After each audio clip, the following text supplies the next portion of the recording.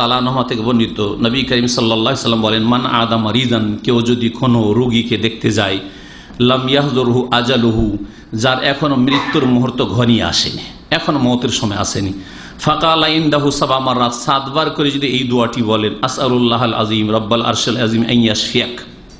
এটা কার জন্য দোয়া? রোগীর জন্য। এখন আপনার জন্য একটা দোয়া হয়ে গেল, বললাম এটা আবু দাউদের, আর এটা তিরমিজির, আবু দাউদ আছে হাদিসটি। এই দোয়াটি 7 বার বলবেন, আসআলুল্লাহাল আযীম, মহান আল্লাহর কাছে আমি কামনা করি, যাচ্ছা করি, রব্বাল আরশিল আযীম, যিনি মহান আরশের অধিপতি, আন ইয়াশফিয়াকা, যে আপনাকে আল্লাহ যেন আরোগ্য দান করেন, শেফা দান করেন। আসআলুল্লাহাল আযীম রব্বাল আরশিল আযীম আন ইয়াশফিয়াক, 3টি বাক্য, খুব সহজ। আসআলুল্লাহাল আযীমও সহজ, এক্ষুনি মুখস্থ হবে, রব্বাল আরশিল আযীমও সহজ, আর আন ইয়াশফিয়াকা, যেন আল্লাহ আপনাকে আরোগ্য দান করেন। এই দোয়াটি পড়বেন কতবার করে? 7 বার করে। যে কোনো রোগীকে দেখে যদি পড়েন তাহলে কি হবে?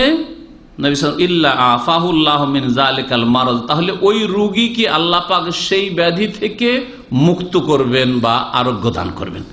দোয়া করলেন 7 বার করে।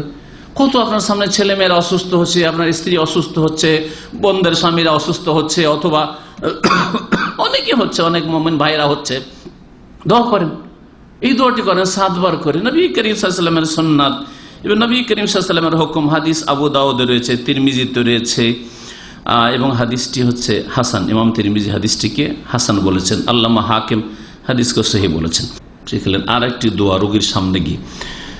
আব্দুল্লাহ বিন আব্বাস রাদিয়াল্লাহু তাআলা আনহু হতে বর্ণিত বা আবু হুরায়রা থেকেও, নবী করিম সাল্লাল্লাহু আলাইহি ওয়াসাল্লাম একদিন এক বেদুইনের কাছে প্রবেশ করলেন, অসুস্থ ছিল। দাখালা আলা আরাবিন, আন্না নবী সাল্লাল্লাহু আলাইহি ওয়াসাল্লাম দাখালা আলা আরাবিন ইয়াউদুহু, একজন বেদুইন অসুস্থ ছিল, তাকে দেখার জন্য নবী সাল্লাল্লাহু আলাইহি ওয়াসাল্লাম গেলেন। ওয়াকানা ইযা দাখালা আলা মান ইয়াউদুহু, নবী করিম সাল্লাল্লাহু আলাইহি ওয়াসাল্লামের ভালো একটি অভ্যাস ছিল, যখন কোনো রোগীকে দেখতে যেতেন তখন বলতেন লা বাসা তাহুরুন ইনশাআল্লাহ। লা বাসা মানে কোনো অসুবিধা নেই, লাবাস কোনো অসুবিধা নেই, কোনো চিন্তা করিও না। আমরা যেন বলি কোনো চিন্তা করিও না, হ্যাঁ পরেশান হবে না। লাবাস কোনো অসুবিধা নেই, কোনো চিন্তা নেই। তাহুরুন ইনশাআল্লাহ, তাহুরুন মানে শেফাউন, তাহুর মানে শাব্দিক অর্থ হচ্ছে পবিত্রতা, কিন্তু এখানে ভাব অর্থ হচ্ছে আরোগ্য।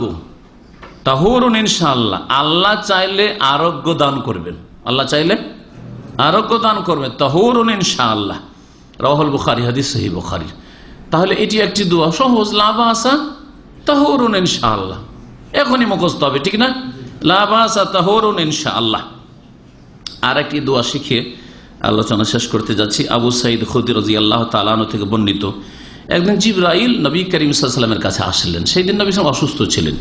ইন্না জিবরিল আতান নবী সাল্লাল্লাহু আলাইহি ওয়াসাল্লাম, নবী করিম সাল্লাল্লাহু আলাইহি ওয়াসাল্লামের কাছে জিবরাইল তাশরীফ নিয়ে আসলেন আর বললেন, ইয়া মুহাম্মদ, হে মুহাম্মদ সাল্লাল্লাহু আলাইহি ওয়াসাল্লাম, ইশতাকাইতা, আপনি অসুস্থ হয়ে পড়েছেন, আপনি অসুস্থ হয়েছেন? কালা নাম, নবী করিম বলেন, হ্যাঁ অসুস্থ হয়েছি।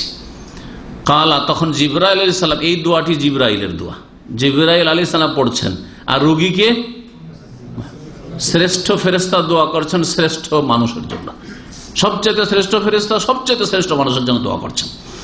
বিসমিল্লাহি আরকিকা মিন কুল্লি শাইইন ইউযিকা মিন শাররি কুল্লি নাফসিন আও আইনিন হাসিদিন আল্লাহু ইয়াশফিকা বিসমিল্লাহি আরকিকা। দোয়াটি আগের দোয়াগুলির তুলনায় বড় আছে, কিন্তু খুব সহজ, ছোট ছোট বাক্য। বিসমিল্লাহি আরকিকা, বেশি না বলে এতটুকু, এতটুকু। মিন কুল্লি শাইইন ইউযিকা, এটাতে সবগুলি চলে আসুন।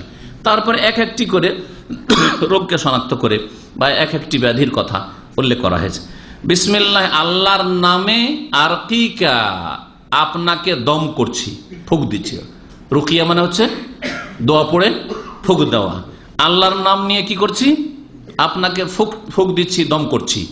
মিন কুল্লি শাইইন ইউযিকা, এমন বস্তুর অনিষ্ট থেকে রক্ষার জন্য যা আপনাকে কষ্ট দেয়, প্রত্যেক কষ্টদায়ক বস্তু থেকে রক্ষার জন্য আপনাকে দম করছি।